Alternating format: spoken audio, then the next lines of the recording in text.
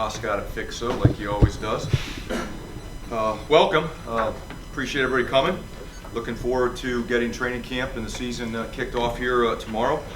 Hope everybody had a great summer and well rested and ready for some football. And as always, appreciate what you guys do and the coverage you guys give us. And looking forward to working with you guys here this season. Just a quick review last night. Most of you guys probably saw on social media. We just had a great event, great moment for our football team when we opened the Brown family locker room last night. It was just awesome to see the energy and enthusiasm from our players when we are able to add another piece to our facilities here. And I can't thank enough of the people that worked every single day on this project, all the way back when we started having planning conversations to the design, all the details that go into it. Pat Hobbs for his persistence in trying to push this thing along. All the facility people, the development team, the workers that were there every single day, tearing out the old locker room, building a new one. There's so many people that put in a lot of time and effort and energy into getting that thing done, and they did it first class. And obviously I want to mention a huge thank you to Greg and Anna Brown for their continued support of just Rutgers University overall. The projects that they've done at this university, not only for the athletic department and football, is just amazing, and they continue to try to make this place the best that it can be. And last night was just an awesome moment for our team and for them and everybody that was there, so I want to thank them. I'd also like to just a quick shout out to Dr. Barchi. He announced there recently that this is going to be his last year, and I want to wish him well here in his last academic year. He's been very supportive of our program, athletics, and done some great things here at this university, and we hope he goes out on a positive note here with his last year of service to Rutgers. The 150th, we've talked a lot about it. It's the 150th anniversary of college football, and I mentioned before that we're really excited to be a part of that history, and we're looking forward to the celebrations weekly throughout the season, not only here on our campus but across the nation, to celebrate this great game, and looking forward to some of the special things that we have on game day here this season. A couple roster updates. I know you guys will ask about some of them yourself, but just a couple coming out of last spring. Zamir Mickens has moved on to medical scholarship. Will not be on our active roster this year. Zaire Lacewell is no longer with us. Transferred to Garden City Community College, I believe. Johnny Langan, I know you guys will ask about him. His NCAA waiver was denied, but it's in an appeal process, and have no timeline, no timetable on when we might get a decision back on that. But it's in the NCAA's hands, and we'll see where it goes from there. A couple newcomer scholarship guys. Ram Buell will not be here. I know you guys will ask about Ron Johnson also. He will hopefully be joining our team at some point here in training camp. He had some academic things that he had to complete, some paperwork that has to be finalized on Michigan's end and our end before he can actually jump into training camp, but hopefully that will all get cleared up relatively soon, and he'll be here. Injuries, you guys know I won't make a lot of comments on injuries unless they're long-term injuries where somebody can no longer compete. I will make mention that we will have a handful of guys that will be limited or miss some practice time early in training camp due to either postseason surgeries that they had post-spring or something that may have happened over the summer. We have a handful of guys that are probably in that category. The good thing is we don't have anybody right now that has a long-term injury that should force them to miss any games or any playing time once we kick off. But 2019 is here. It's amazing how fast the off-season and summer goes. The more you're in this, it just goes by faster and faster. It's a new year, new season, new team, new energy, and really excited about it. One of the things that I think is really cool about college football, every year is a new year. Whether your successes or failures last season, or whatever happened, whatever your situation is, it doesn't determine your next season. You lose players, you get new players, you got staff transition, a lot of things. Next guy up mentality when somebody leaves and it's someone else's turn. And I'm really excited about our team, our players, and the work that they put in and how they responded to last season, and really looking forward to kicking off training camp and watching these guys work here in August before we get started late. Some things that I've talked a lot about with our players, just our program overall, just some of the things that have changed since December of 2018. Staff changes, made some staff changes, very difficult to do those things, but I'm very excited about where we landed, and I'm mostly excited to see the players go out and respond to the new coaches, new technique, new energy, new voice, whatever it may be with that particular unit. Roster changes. We lost some guys, but we brought some guys in, both from a transfer standpoint and newcomer standpoint, new freshmen that I'm really excited about. Scheme adjustments. I think it's been talked about widely about having an offensive coordinator come back for the second year. That's very, very important because we have a guy that understands the personnel, the strengths and weaknesses, and can make the necessary adjustments that we need to for the personnel that we have and be able to put our players in position to have success. Off-season, we made some adjustments to our off-season, our spring practices, to allow us to have some more player development, leadership development, and culture development this off-season. We had Navy SEALs come in. We did a team retreat. We did some other things with guest speakers that I really am fired up about that I think has helped us move forward, both as individuals and as a team.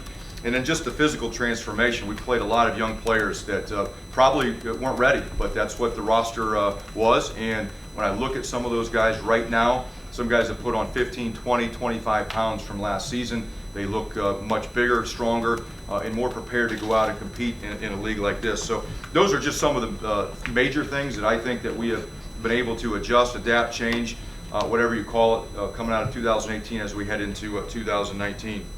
And all of them are just in an effort to push our team forward. We know where we were at after 18. We know where we need to get to by the end of 2019, and we're trying to do everything we can to push the program forward. Just a few things on the three phases offensively, and I know that's a big topic of conversation, and we understand that we have to do better. We've got to score points. We've got to be more effective in all areas, in all positions, and we're working hard to get that done. One of the things that we have to do that will probably make the biggest change for our offense, we've got to protect the football. Our turnover takeaway ratio is not where it needs to be, and we've got to protect the football both in the pass game and the run game, and that alone will change, the narrative around our offense more than anything else. We looked at everything from A to Z last year after the season, the goods, the bads, the things that we adjusted throughout the season, and making sure that we make the necessary changes. And it all starts with the O-line and the quarterback. We've got to be able to block better up front in the run game and protect better, and we've got to play better at quarterback. And everything that we're going to do is driven by those two positions. And we know that we had to make some changes, and we've done that. We practiced some in training or in spring practice. We'll do some more in training camp. And I'm excited about what those changes are to help those players have success. I know the quarterback is another conversation piece. Coming out of spring, I'd mentioned that Art is number one on the depth chart. That obviously has not changed going into training camp. We have McLean Carter that came in as a grad transfer from Texas Tech, and Cole Schneider, who is here this spring, is an early enrollee. Will be two guys that will be working hard to compete for the quarterback position, but Art is the number one quarterback headed into training camp. I know you'll ask about a timeline. There isn't one. When we feel comfortable with whoever is going to start in the first game, we'll name that person. If it's Art, it's Art. If it's one of the other guys, it's one of the other guys. And there's a lot of things that will go into it. Mostly protect the football and being consistent and can be a leader for the offense. But I'm excited about the room overall and the way that those guys have come together. They push each other, challenge each other, and it's made each guy better this summer. Defensively, hired Andy Boo to be the defensive coordinator, a guy I have history with. We believe in a lot of the same things, coach a lot of the same things, so it was a great fit for me. Not a lot of schematic changes are going to be made on that side of the ball. I'm probably most excited about the depth that we have on defense at all positions. We probably have more depth, and not probably, we have more depth on the defensive side of the ball than we have in the last couple of years, especially last year. Defensive line-wise, we're hopefully by the end of training camp going to be able to go 3 deep at most positions. It's going to allow us to rotate guys and keep guys more fresh throughout the game and through the course of the season. We have not been able to do that in the past, especially last year, at least when the season started. Linebacker is one of our strongest positions on the football team right now. We've worked really hard to build that unit up and not only build it up, but create depth at all positions. I think we have that necessary depth to be able to rotate, be able to fight through injuries that occur at that position, and just have competitive spirit for opportunities to play. And then the DBs, we lost some good ones, but I think we have a bunch of good ones back. We have some good young players that I think really shined in spring ball, and I'm excited to see them in training camp. young guys. Trey Avery, not necessarily a young guy, but he was a guy that we were counting on playing a big role for us last year, both on defense and on special teams. Got hurt. He's healthy and back. Jarrett Paul was a freshman last year, played a little special teams. We moved him to safety. Christian Isian coming out of redshirt, Malik Dixon, we moved back to safety, and Tim Barrow. Those are all young players that we think have a really, really bright future and are excited about moving forward. Specialists and special teams, all of our guys are back. I thought that was probably the strong spot of our team last year. It's good to have Davidowitz back as our #1 kicker. He'll be challenged by Guy Fava, an incoming freshman we think has a strong leg, but Justin's done a great job over the last couple years. We got Adam Korsak back. I think you guys saw him develop and grow and become a pretty good weapon for us last season, and excited to see that continue to grow. And then Billy Taylor, no one talks about him because he's just Mr. Consistency, and he's back again. So I feel really good about those 3 positions and what they're going to be able to do for our football team. With that, I know you guys have a lot of questions, and I'll go ahead and open it up for whatever you guys have.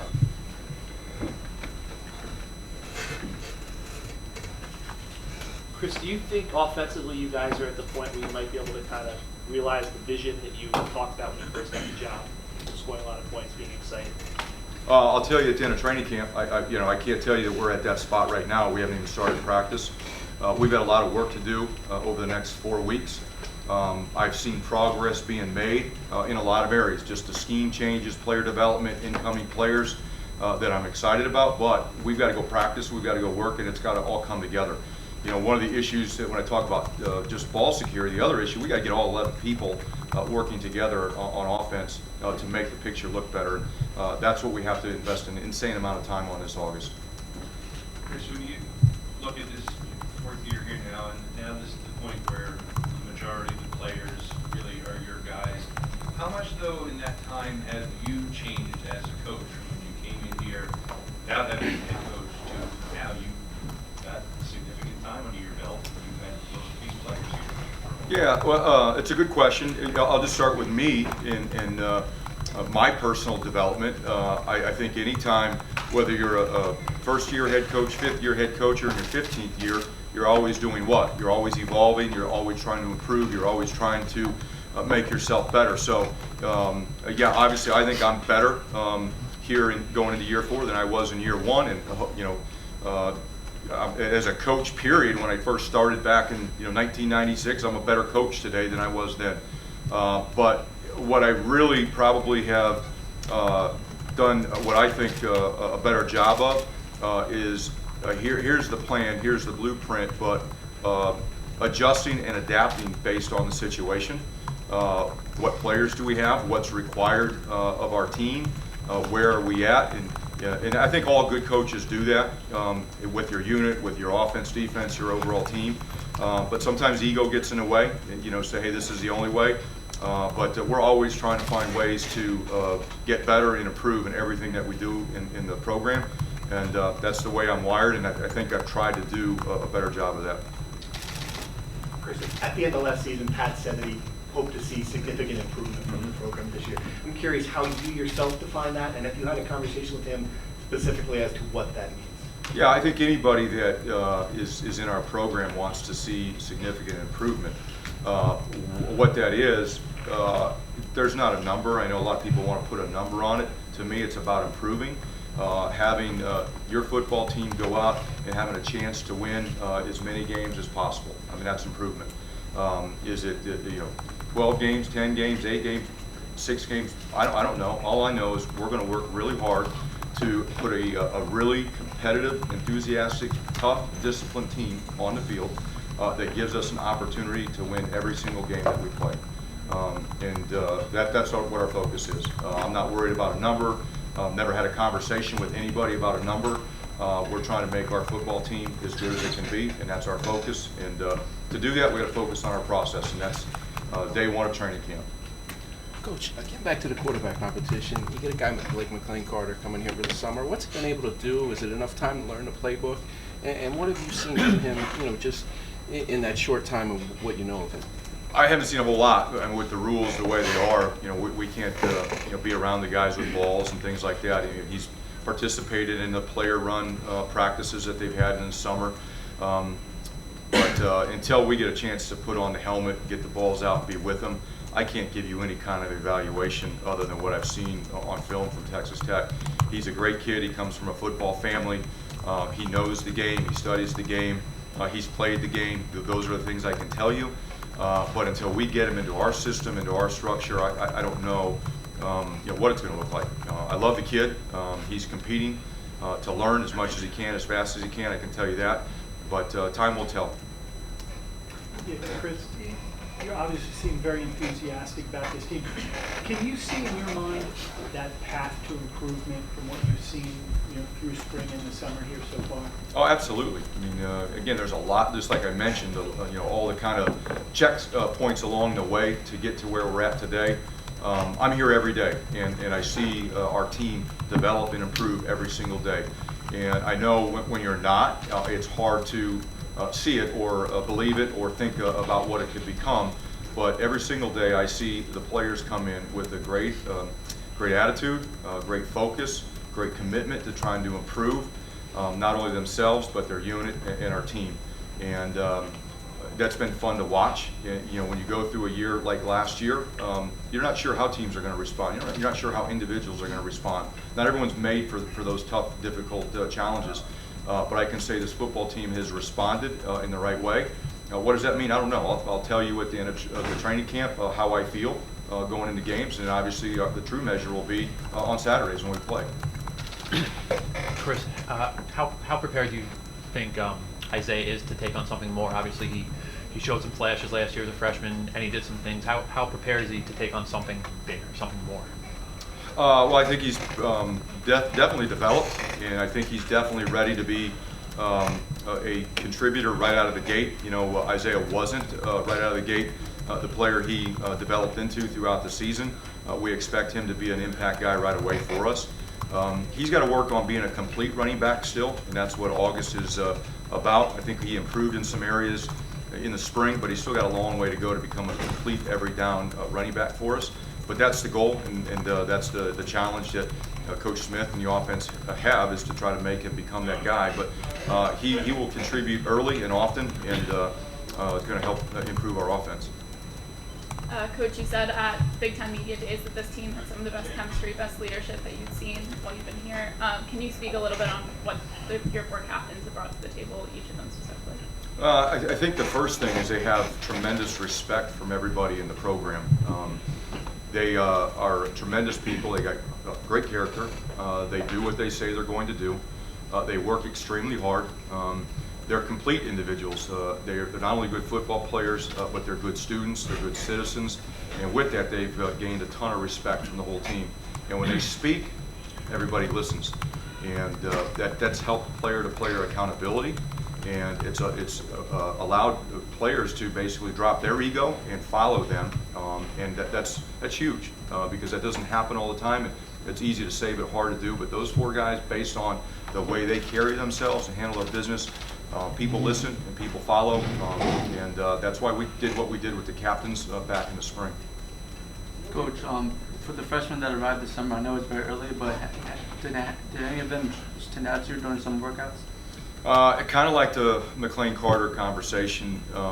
When they come in, the majority of them, they came in at the end of June, and unfortunately, it's kind of like where everyone starts vacation time, and that's where we go into our player run, workouts, and we're not around them much. I see them in the weight room. I like the size. I like the work ethic in the weight room. But to make comments on who's going to help us this fall, it's too early to tell that right now. Just to follow up on that, if Johnny's waiver does get denied, how much quicker does Cole have to grow up? He'd be 2 snaps away, presumably, from having to play. How much quicker does his maturation have to be? Yeah, well, it obviously puts him in a situation to prepare to help us, as opposed if he was 4th on the depth chart. I don't know where he'll end up on the depth chart when we get going in August, but worst case scenario, if all the quarterbacks were there and eligible to play, the worst case scenario he'd be 4th. If Johnny's not there, there's one less guy. Worst case scenario he's 3rd, and the 3rd team guy always has to be prepared. Cole really showed a lot of development and promise in spring, He's worked really hard this summer, and I'm excited to watch where he's at this August when we get, or tomorrow, I should say, when we get started. He's really serious about trying to be the best he can be. I think he's more mature than a lot of other kids at his age, and I'm excited to watch him go compete and see what happens. Chris, a lot of competitive people relish being in a position where they can prove people wrong. I'm Yeah. curious if you feel that way, if you like the idea that you can show a lot of people prove them wrong. I don't look at trying to prove anybody wrong. I'm here to try to build a team, and that's it. I've learned a long time ago, you're never as good as they say you are, and you're never as bad as they say you are. And focus on the process, and my job is to coach our team, coach our players, and that's it. I want to do the job. Coach, you mentioned the Navy SEAL thing. Can you expand on that a little more and tell us how much it helped your team?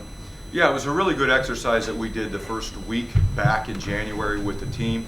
Again, as I looked at everything coming out of 2018, there were some things that I felt like we needed to do better outside of just playing football. We needed to communicate better. We needed to compete better. We talked about the leadership. We needed to have better leadership. We needed to get leadership in place that the others are going to follow. We needed to execute with greater detail. And that's what they do.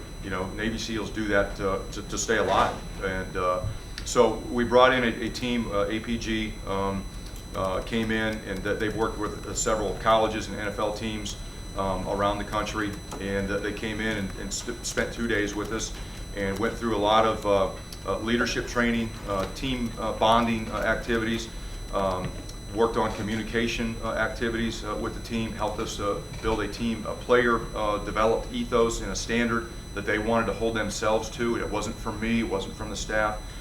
It was one of the best exercises that I've been a part of in my career with a team. They came back again in the spring, evaluated our team, how's it going, where they thought that we were at, and they'll be back in training camp as well to reevaluate how it's going in the areas that they were really trying to help us with. But they're a great group of guys. They've been doing this at a lot of places, and I think our team got better with the time that they spent with us. Chris, you had a lot of wide receivers in spring ball. I think you have more now. How do you kind of work with that group? We have a lot of guys who have, a lot of new guys, something to prove. And do you think that unit's ready to kind of make that jump that you talked about last season and didn't really happen?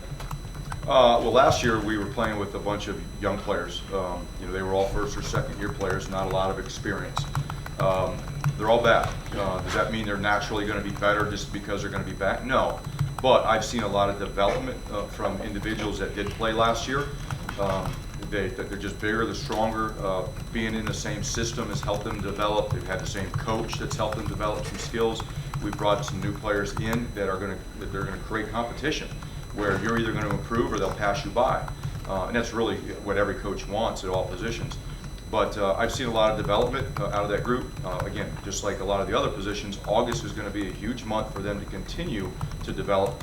So we get a unit, or not even a full unit, we just get some individuals out there that we think that we can rely on to change the game for us. Chris, how is Micah Clark doing in his transition to defensive line? And could he have an impact this year, you think? But he made the transition in spring. He got hurt in the middle of spring and missed a good number of practices there in spring. So to sit here and make a prediction that he's going to go play on game day right now, I can't do that. I do think he has the skill set to hopefully push for playing time and make a difference for us at the nose guard position. But there hasn't been a large enough body of work to be able to say absolutely he's going to, or no, he's not yet. Coach, you talked about leadership and other things you had with yourself. But have you talked to maybe some other coaches that that been in the situation for a period of time? Maybe they had something what you I talk to other coaches all the time about a number of things. Usually you rely on your circle of people that you've been around and have good relationships with. You talk about program development, things that they're doing in the program, scheduling, things with the players, player development, practice planning, schemes, all of that stuff. So I talk to people, constantly, both in college and the NFL, even high school coaches, that have success just trying to find a way. I've always done that to make myself better and to make our team better. So yeah, that professional development component for me is something that is important, and I do it quite a bit. I don't know if that answers the question, but that's what we try to do. On the offensive line, what did Zach bring to the table this offseason, and what does he bring going forward? Zach Mineski obviously played last year, got his chance to start, took advantage of it, and I think it really built a lot of confidence in Zach. That's what I see as much as anything. He's really grown up, he's really developed, he's more confident right now because of that opportunity and that experience from last year. I just saw a completely different individual. It's not just about trying to survive, it is about trying to be the best he can be and leading others around him. Zach is, he's really committed. I mean, you look at his story, I've said this before, there was a time I didn't even think Zach would play here. But Zach just stayed focused on his process and his development and waiting for his opportunity. And when it came, he took advantage of it. And then he became a captain. He's always been a respected individual in the program just because of the way he works. But it's different when you become a guy that plays as well. And I think that put him in a different spot. He feels it, he sees it, and he owns it, and he's embraced it. Take two more questions. Chris, I've got inspired in a tight end position for some reason. But what do you see? What do you want to see in that position as you want to? Well, there's a lot of unknowns at that position, probably more unknowns at that position than any other position on the football team. We have 3 scholarship guys there. We brought in Kyle Peniston as a grad transfer. Matt Limo is a transfer that's eligible for us, and then Jonathan Lewis we moved over from quarterback to tight end. I really like all 3 of them. Kyle wasn't here, so it's hard to say, again, with that transition to our program, but Kyle has played Big Ten football and played quite a bit. He's got more experience than anyone else, in that position. But Jonathan Lewis has done a great job with this transition. He looks great physically. He's really bought into the position switch. He's trying to work on becoming a complete tight end. He showed some real signs of being a good receiver in the spring. He's working hard on the blocking part of it. And then to have Matt Limo thrown in there as well. He did a great job this spring. He's bigger and stronger than he's ever been. Going into his second training camp of college, I just talked to him this morning about that. He's more confident and excited to get going. Chris, a lot of times coaches talk about focusing and doing your job. Is there anything that you could do to teach a group to win, to have confidence? Absolutely, and that's a big part of winning is believing that you can. And throughout the course of the year, you want your off season, your strength and conditioning, your workouts, whatever you're doing, to be competitive. Because first, the phases are you got to teach the guys how to compete, and then eventually you got to teach them how to win. The only way you can do that is put them in those situations to compete and figure it out. And everything that we do right now, there's some competitive component to it, whether it's before a meeting, beginning of practice, during practice, end of practice, in the weight room.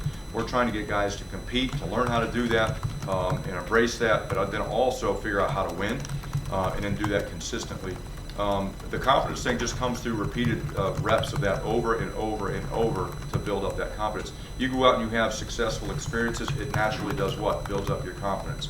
Not everybody's wired just to stay confident in bad situations or difficult times or in losses.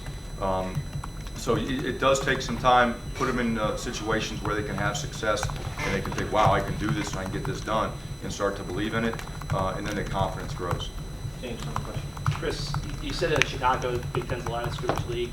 Do you feel better about your offensive and defensive lines maybe now than you have in the past going into training camp? Do you feel that they're Big Ten caliber? Yeah, I think they're Big Ten caliber players on our O&D line. We got to go play like that. I am probably more excited about some of the schematic changes that we've made that will allow our players to have more success. But in terms of questioning whether our players are good enough, I don't question that at all. I think on both sides of the ball we have enough to be competitive and win games with. But again, you got to look at everything. If you feel like you have the right players and it's not working, then what's the reason? And I think we've made some adjustments and changes on both sides of the ball for those positions that I feel really comfortable and confident in the direction that we're going that allow those players to have success. Thanks, Coach. Thank you, guys. Take care.